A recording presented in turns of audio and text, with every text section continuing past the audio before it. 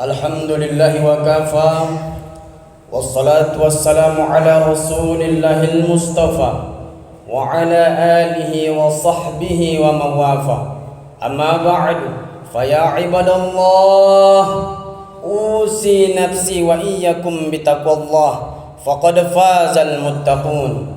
Faqala Allah ta'ala mudzakiran mudhalik, ya ayyuhalladzina amanu taqullaha haqqa tuqatih wa la tamutunna illa wa antum muslimun. Faqala Allah ta'ala fil ayatil ukhra, ya ayyuhalladzina amanu idza nudiya lis-salati min yaumil jumu'ah fas'au ila dzikrillahi wa dzarul bay', dzalikum khairul lakum in kuntum ta'lamun. Sadaqallahul azim wa sadaqa rasuluhun nabiyul karim wa nahnu ala dzalika minasyahidin wasyakirin walhamdulillahi rabbil alamin. Ada berapa banyak saudara-saudara kita yang mungkin tahun lalu, bulan lalu, minggu lalu, bahkan mungkin kemarin atau tadi pagi masih ada bersama-sama dengan kita, duduk bersama, bercerita, bersenda gurau. Tetapi hari ini mereka telah tiada. Kemana mereka sebenarnya? Ternyata mereka telah pulang kepada Allah subhanahu wa ta'ala. Kenangan hanyalah tinggal kenangan, kerinduan hanyalah tinggal kerinduan. Lalu kemudian ada banyak juga saudara-saudara kita yang hari ini terbaring lemah di rumahnya ataupun di rumah sakit. Terdengar suara kumandang azan masuk melalui selah-selah pintu, jendela rumah ataupun rumah sakit. Ingin rasanya hati melangkahkan kaki untuk datang menuju panggilan Allah subhanahu wa ta'ala, bersama-sama melaksanakan salatul jumu'ah berjamaah. Tapi apalah daya, tangan tak sampai, kaki tak mampu untuk berdiri tegak dengan kokoh. Akhirnya keinginan hanyalah tinggal keinginan. Lalu kemudian ada banyak juga hari ini saudara-saudara kita yang Allah berikan kesehatan, kemampuan, kesanggupan, tetapi mereka seakan-akan tuli, mereka seakan-akan buta, mereka abai, mereka tinggalkan panggilan Allah subhanahu wa ta'ala pada pagi hari ini, sehingga mereka Allah tutup hatinya. Tapi walaupun demikian, kita tidak boleh mencela mereka, tidak boleh menyalahkan mereka, tidak boleh kita menghina mereka, dan tidak boleh kita merasa diri kita lah yang paling benar. Tetapi bersama-sama kita mendoakan kepada saudara-saudara kita yang Allah belum bukakan pintu hatinya, supaya segera Allah bukakan pintu hatinya, bersujud dan bersimpuh kembali menghadap kepada Allah subhanahu wa ta'ala. Pada kesempatan kali ini, setiap khatib yang berdiri di mimbar-mimbar Jumat seluruh dunia pastilah tidak lupa untuk mengajak saudara seimannya untuk semakin meningkatkan iman dan takwa di hadapan Allah subhanahu wa ta'ala. Takwa berarti takut, takut berarti tunduk, tunduk berarti patuh untuk meninggalkan segalanya apa-apa yang telah Allah larang dan mengerjakan apa-apa yang Allah telah perintahkan.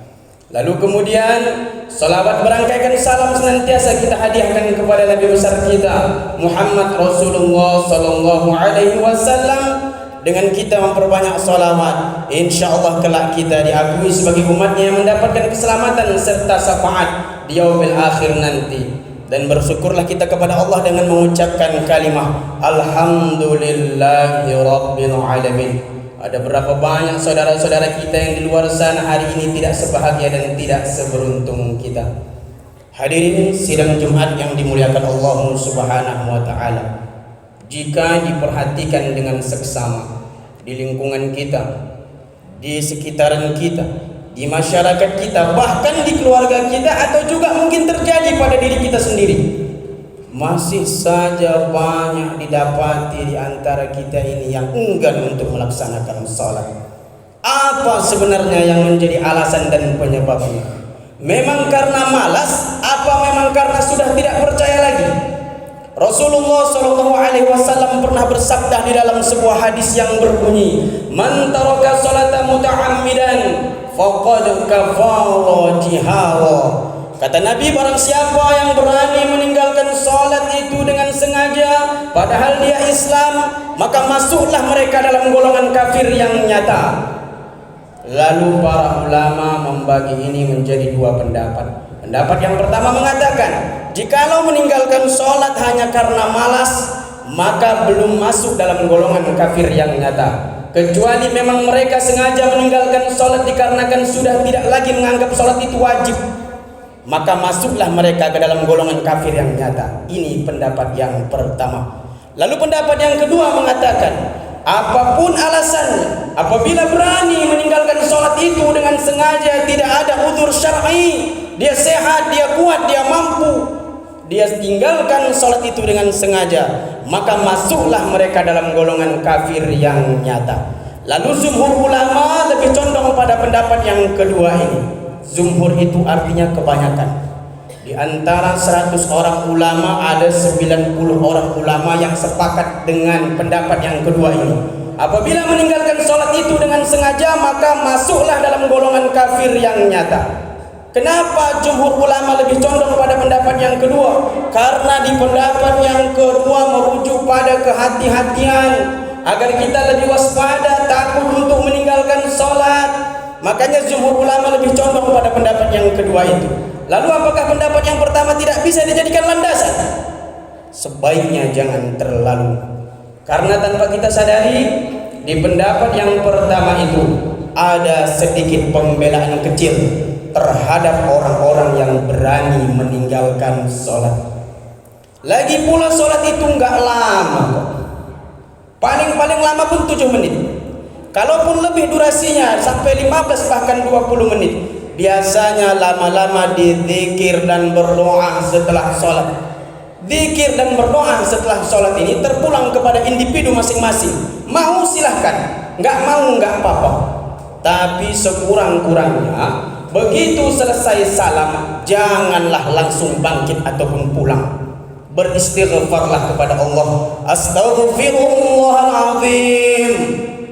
Menandakan diri kita ini hamba yang lemah, penuh dosa, banyak kurang, banyak kelemahannya, banyak kesalahan dan kesilapan kita. Makanya kita beristighfar kepada Allah, memohon ampun kepada Allah, mengharap kasih sayang dan ridhonya Allah. Kenapa masih berat? Banyak yang melakukan ini sangat enggan. Setelah itu tambahkan lagi zikir-zikir. La ilaha illallah wahdahu la syarikalah, lahul mulku wa lahul hamdu yuhyi wa yumitu wa huwa ala kulli syai'in qadir. Bismillahilladzi la yadurru ma'a ismihi syai'un fil ardi wa la fis sama' wa huwas sami'un 'alim. Hasbiyallahu la ilaha illa huwa 'alaihi tawakkaltu wa huwa rabbul arsyil 'azim. La ilaha illa anta subhanaka inni kuntu minadh dhalimin. Lalu bersalawat 3 kali. Udah selesai. Kenapa masih banyak yang berat untuk melakukan ini? Setelah itu kembali pulang ke rumah masing-masing, ataupun melanjutkan kembali aktivitas-aktivitas dunia yang sempat tertunda. Mengapa banyak yang berat untuk melakukan ini? Pertanyaannya, kembalikan kepada hati kita masing-masing. Hadirin sidang Jumat yang dimuliakan Allah Subhanahu wa taala. Salat itu ringan kalau hati kita mau. Salat itu gampang kalau hati kita terpanggil. Masa kalah kita sama iblis? Kok kalah sama iblis? Iblis itu kalau Allah suruh bersujud mau dia. Di suatu hari pada zamannya Nabi Musa, iblis itu pernah datang kepada Nabi Musa membawa dirinya yang penuh dengan kegundah gulanaan. Kalau bahasa kita bilang suntuk lah. Lalu iblis pun datang kepada Nabi Musa. Nabi Musa pun bertanya, wahai iblis, apa gerangan engkau datang kepada aku hari ini? Lalu iblis pun menjawab, wahai Musa, sesungguhnya engkau adalah satu-satunya nabi yang Allah berikan keistimewaan yang dapat langsung berkomunikasi dengan Allah. Maka mintakan kepada Allah hari ini aku mau bertaubat, kata iblis.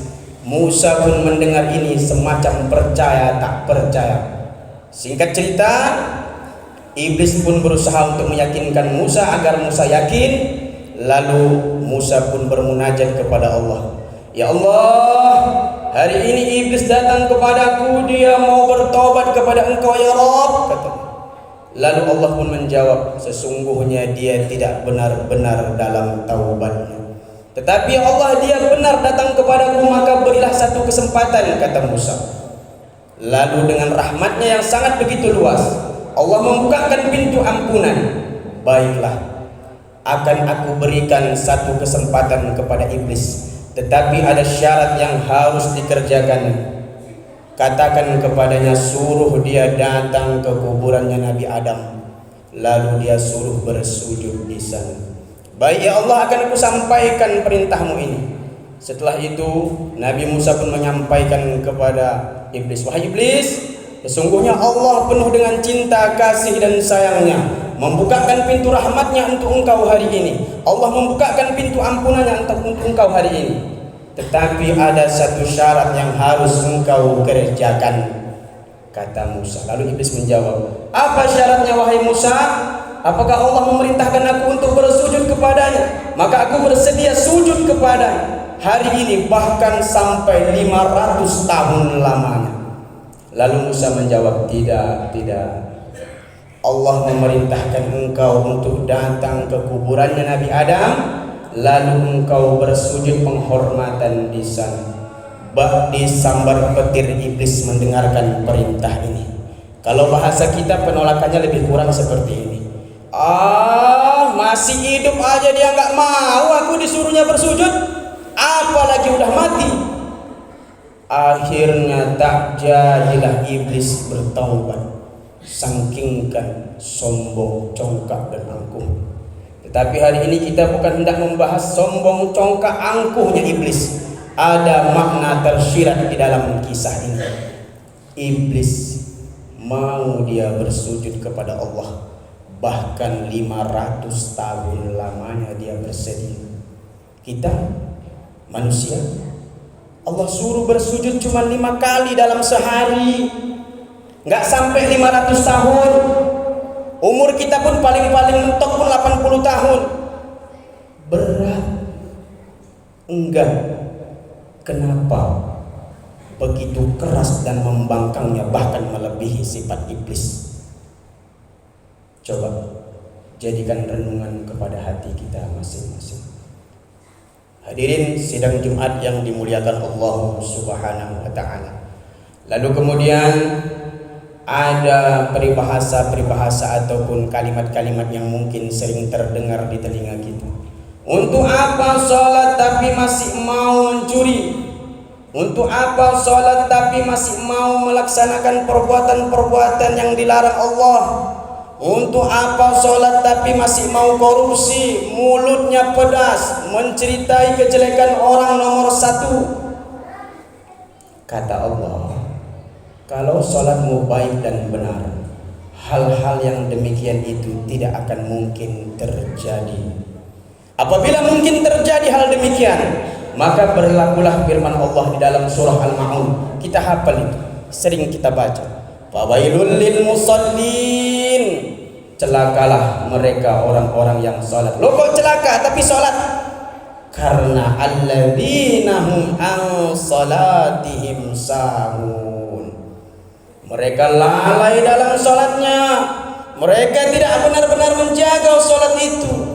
Apa makna lalai di dalam ayat ini? Itu tadi, mencuri masih mau, menjelekkan keburukan saudaranya dia nomor 1-nya, mencari gara-gara, sering buat onar, mencari-cari kesalahan orang lain, kikir, pelit, medit, serakah, tamak, rakus, orang kesusahan tidak mau membantu, anak yatim tidak mau disantuni. Itu termasuk orang-orang yang celaka di dalam salatnya. Padahal kata Allah, kalau salat kamu baik dan benar, maka aku langsung yang menjaga dirimu, aku bimbing dirimu untuk melangkahkan kaki mencari rezeki yang halal dan baik untuk dirimu dan juga keluargamu. Aku jaga tanganmu supaya tidak mengambil yang bukan hakmu. Aku jaga lisanmu supaya hanya mengatakan perkataan yang baik dan benar. Janji Allah itu, janji Allah, innaka la tukhliful mi'ad. Allah benar dengan segala janji. Inna salata tanha anil fahsya'i wal munkar. Sesungguhnya orang yang benar salatnya, maka tidak akan mungkin terdapat sifat keji dan mungkar di dalam hidup dan kehidupan. Hadirin sidang Jumat yang dimuliakan Allah Subhanahu wa taala. Apalagi sekarang kita sudah masuk di bulan Ramadan, tepatnya di hari yang kedua. Pada hari ini adalah hari kesempatan baik kita untuk memperbaiki diri. Amal ibadah kita ini paling diterima kalau kita benar-benar dan sungguh-sungguh mengharapkan ridha Allah. Seperti tahun-tahun kemarin ataupun tahun-tahun yang sudah lalu, masih saja itu banyak kita dapat orang-orang yang enggak berpuasa, merokok petentang-petenteng, naik kereta di tengah jalan, makan, minum di depan rumah. Ada itu. Dan parahnya lagi pelaku-pelakunya itu kebanyakan orang tua itu. Iya, pelakunya kebanyakan orang tua. Malu sama agama lain kita ini. Agama lain menganggap kita itu rendah, remeh-temeh, sepele. Karena apa? Karena kita sendiri yang mencoreng nilai-nilai keislaman itu. Mau sampai kapan? Ramadan ini kalau tidak mau berubah, butuh berapa Ramadan lagi untuk berubah? Allah berikan kesempatan hidup, gunakan kesempatan ini dengan sebaik-baiknya. Apalagi kita tahu pada malam harinya ada yang namanya ibadah tambahan, sholat tarawih. Hendaknya musolah dan masjid penuhilah. Sambutlah Ramadan ini penuh dengan sukacita, bergembira hati. Ramaikan musolah dan masjid. Jangan ada lagi drama-drama 1 minggu pertama rame, 2 minggu pertama mulai susut, 3 minggu mulai kendor, di 4 minggu terakhir kandas habis tinggal 5 orang. Ayyamam ma'dudat, kata Allah, 1 bulan ini aja, di 11 bulan lain gak ada kok. Apa susahnya bagi engkau? Tengok, kalau kita mau merenungi saudara-saudara kita, kerabat kita, kawan kita, entah siapapun itu yang mungkin pernah berhadir di dalam hidup dan kehidupan kita. Tahun lalu masih ada bersama-sama kita di sini, sholat berjamaah. Setelah sholat, duduk-duduk di luar teras masjid ataupun musola, menikmati hidangan-hidangan yang telah tersedia. Perhatikan kembali, hadirin sidang Jumat yang dimuliakan Allah Subhanahu wa taala. Mereka sekarang telah tiada. Kemana mereka? Pulang. Pulang kemana? Pulang ke hadapan Allah Subhanahu wa ta'ala. Giliran kita pasti sampai. Pasti itu. Kullu nafsin dha'iqatul maut, kata Allah. Setiap jiwa-jiwa yang bernapas pasti mati. Pasti itu. Sudah tahu mau mati, sudah tahu hidup di dunia ini sementara, bukan disiapkan bekal itu dengan sebaik-baiknya bekal.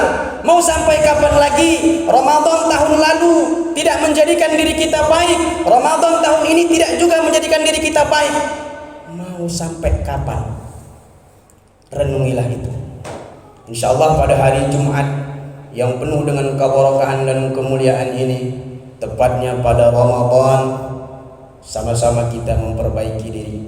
Kita buang yang jelek-jelek itu, kita buang yang buruk-buruk itu, kita ganti dengan yang baik-baik, kita ganti dengan kemuliaan dan kehormatan. Kita tata diri kita tata hati dan keluarga kita supaya lebih dekat kepada Allah Subhanahu wa ta'ala. Karena sebaik-baiknya manusia adalah manusia yang tahu untuk menyiapkan bekal. Wal asri innal insana lafi khusr illa alladhina amanu wa amilus solihati wa tawassaw bil haqq wa tawassaw bis sabr. Kata Allah, sesungguhnya manusia itu banyak sekali didapati di antara mereka yang mengalami kerugian. Kenapa mereka merugi? Karena mereka tidak benar-benar menjalankan perintah Allah sesuai Quran dan Sunnah. Tetapi sebagian mereka lagi ada yang mendapatkan keberuntungan. Siapa mereka? Orang-orang yang beramal salih, orang-orang yang menebarluaskan kebaikan, orang-orang yang bersabar ketika Allah berikan ujian. Dan mudah-mudahan kita termasuk dalam golongan yang kedua itu, golongan yang beruntung.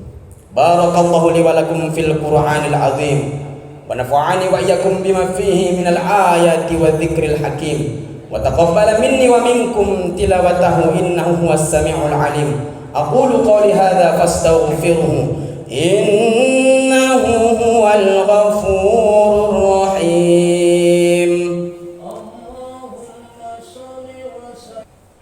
Alhamdulillahi hamdan katsiran kama amaru. Asyhadu an la ilaha illallah wahdahu la syarika lah wa asyhadu anna Muhammadan abduhu wa rasuluhu alladzi la nabiyya ba'dah. Allahumma shalli wa sallim wa barik ala sayyidina Muhammadin nabiyyin fil ummiyin wa shalli wa sallim wa barik ala sayyidina Muhammadin fil mala'il a'la ila yaumiddin. Faqala Allah ta'ala fi kitabihil karim, inna Allah wa malaikatahu yusalluna 'alan nabiy ya ayyuhalladzina amanu sallu 'alaihi wa sallimu taslima. Allahumma shalli 'ala sayyidina Muhammad wa 'ala ali sayyidina Muhammad kama shallaita 'ala Ibrahim wa 'ala ali Ibrahim wa barik 'ala Muhammad wa 'ala ali Muhammad kama barakta 'ala Ibrahim wa 'ala ali Ibrahim fil 'alamin innaka Hamidum Majid. Allahumma ighfir lil muslimina wal muslimat wal mu'minina wal mu'minat al ahya'i minhum wal amwat innaka sami'un qaribun mujibu da'wat wa ya qadiyal hajat ya arhamar rahimin. Allahumma inna a'udzu bika min 'adzabi jahannam wa min 'adzabil qabri wa min fitnatil mahya wal mamat wa min syarri fitnatil masiihid dajjal. Rabbana atina fid dunya hasanah wa fil akhirati hasanah wa qina 'adzabannar. Walhamdulillahi rabbil alamin. Ibadallah, inna Allah ya'muru bil 'adli wal ihsan wa ita'i dzil qurba wa yanha 'anil fahsya'i wal munkari wal baghi ya'idzukum la'allakum tadhakkarun. Fadhkurullahal 'azim yadhkurukum yad'uuhu yastajib lakum wa li dzikrullahi akbar. Aqimis shalah wallahu ma tasna'un.